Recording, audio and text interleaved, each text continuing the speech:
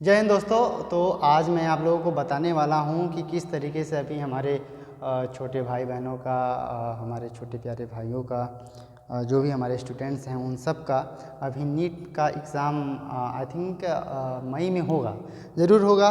तो सबसे बड़ी बात कि जो मई में एग्ज़ाम होगा, नीट का एग्ज़ाम होगा, उसमें क्या करना है क्या नहीं करना है, कौन सी मेजर गलती नहीं करनी है आपको कि जिससे आपका सिलेक्शन रुक जाए। ध्यान रखिएगा कि एक एक नंबर बिल्कुल इतना ज़्यादा इम्पॉर्टेंट होता है जितना कि एक रेगिस्तान में जैसे एक बाल्टी पानी की ही आवश्यकता होती, जितनी ज़रूरत होती है उतनी ज़्यादा इम्पॉर्टेंट होता है एक एक नंबर आपका। तो फर्स्ट ऑफ ऑल क्या करना है क्या नहीं करना है, तो आपका 1 महीना बचा है, तो 1 महीना में मस्ट बिल्कुल 100% श्योर कि आपका बिल्कुल पूरा का पूरा सिलेबस पूरा हो जाना चाहिए। सिलेबस पूरा हो जाने के बाद में लड़कों को लगता है कि नहीं मेरा सिलेबस पूरा हो गया है, अब तो मैं चिल करूँगा, मज़ा लूँगा, लेकिन ऐसा बिल्कुल नहीं करना है। सिलेबस पूरा हो जाने के बाद में आपको प्रॉपर कहीं भी किसी भी कोचिंग इंस्टीट्यूट का जो आपको लगे कि नहीं इंडिया में अच्छा है, वहाँ पर जा कर के आपको टेस्ट सीरीज ज्वाइन करना है या ऑनलाइन टेस्ट सीरीज ज्वाइन करना है। टेस्ट प्रॉपर आपको देना है और अपनी गलतियों से प्रॉपर आपको क्या करना है, सीखना है। टेस्ट आप देते रहिए, टेस्ट देते रहिए, टेस्ट देते रहिए, जब तक हाथों से बिल्कुल ऐसा ना लगे कि नहीं अब छाला पड़ जाएगा। पढ़ने दो, तबीयत खराब हो रहा है, होने दो, कुछ भी हो रहा है होने दो, आंधी आ रहा है बाहर, तूफान आ रहा है, होने दो, आने दो, लेकिन आपको क्या करना है, सिर्फ और सिर्फ अपने टेस्ट सीरीज पे फोकस करना है। अपने अडिग अमर हर एक जगह जितना भी हो सकता है आपको अपने लक्ष्य पर फोकस करना है। ऐसा नहीं है कि जैसे भी यहाँ पर चल रही है जैसे भी का खुदाई देखने चले गए, बिल्कुल ऐसा कुछ भी करना ही नहीं है। टेस्ट पर हमेशा आपको ध्यान देना है।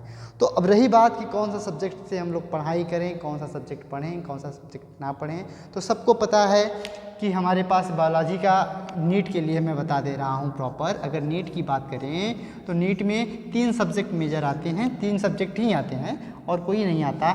एक आता है बायोलॉजी आपका आता है, ठीक है, ओके। और एक आता है क्या आपका, केमिस्ट्री आता है, और क्या आता है आपका, एक आता है आपका फिजिक्स आता है। बहुत बढ़िया।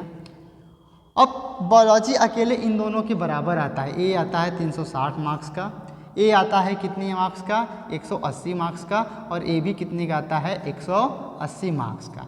इतने मार्क्स के ये सब आते हैं।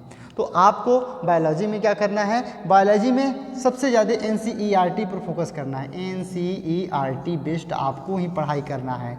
इसके बाद अदर बुक, साइड बुक, ये फलाना वो कोचिंग, ये कैसे यहाँ मटेरियल कुछ भी नहीं, सिर्फ और सिर्फ ओनली NCERT, ठीक है, ओनली NCERT पर। रही बात केमिस्ट्री की बात करते हैं तो केमिस्ट्री भी NCERT बेस्ड ही होता है। और फिजिक्स की बात करते हैं तो फिजिक्स में आपको फार्मूला रिवीजन प्रॉपर करना है कि किस तरीके से हम फार्मूला रिवीजन करें, कैसे बिल्कुल मॉक दें, इसका किस कहाँ पर हमारी दिक्कत आ रही है। अगर कॉन्सेप्ट आपको क्लियर नहीं है तो कॉन्सेप्ट को सीखने का प्रयास करें।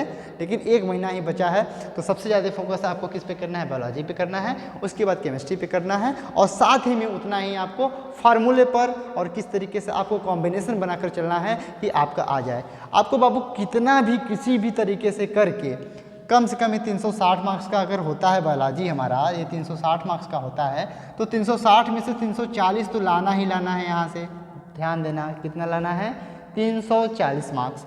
उसके बाद में इस केमिस्ट्री से कितना लाना है आपको, केमिस्ट्री से लाना है 180 में से कम नहीं तो 150 मार्क्स, ठीक है।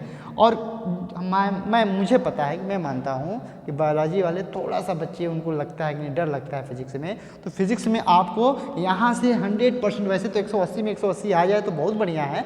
अगर उतना आपको नहीं आ पाता है तो आप ये करना कि यहाँ से जो इतना आपका कम हो रहा है वहाँ बायोलॉजी में आपका क्या हो जाए, प्लस हो जाए, ठीक है। फिर हमने क्या करना है कि ये जो केमिस्ट्री जो फिजिक्स है, फिजिक्स में आपको 130 तो लेकर ही आना है। टोटल कितना हुआ, 0 5 4 9 3, 12 के 2 हाथ में लगा 1, ठीक है, 3 1 4 1 5 1 6, 620 नंबर। 620 नंबर का मतलब क्या हुआ कि आपका एक मेडिकल गवर्नमेंट सीट 100% पक्का, ठीक है।